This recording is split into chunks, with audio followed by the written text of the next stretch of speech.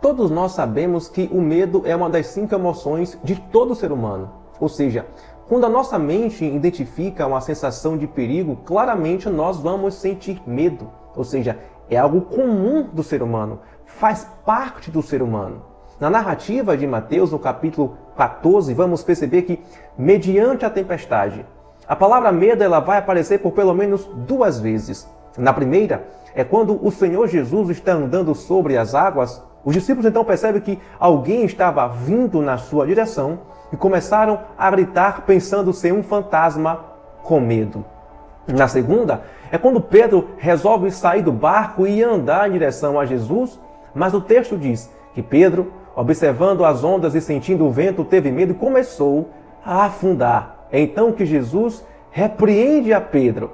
Na primeira vez que essa palavra aparece ali, é porque ainda os discípulos viviam sob uma superstição de que fantasma poderiam ressurgir do fundo dos mares e trazer espanto e terror para aqueles que estavam navegando. Pelo menos 2 fantasmas eram os mais conhecidos dentro da nação de Israel.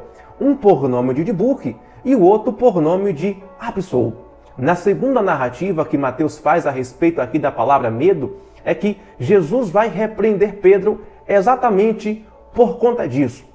Mas, Maurício, o medo é uma ação comum de todo ser humano. Isso acontece quando a nossa mente identifica, então, uma sensação de perigo. Mas por que razão, então, Jesus estava ali repreendendo Pedro? Pelo fato de Jesus estar presente. Era como se Cristo estivesse afirmando a Pedro: se eu estou presente, você não precisa sentir medo diante de nada. Se eu estou presente, você não precisa ficar com medo diante dessa situação. Se eu estou presente, você não precisa ficar com medo diante dessa tempestade. É exatamente isto que ele está falando hoje para você. Se ele está presente, você não precisa sentir medo.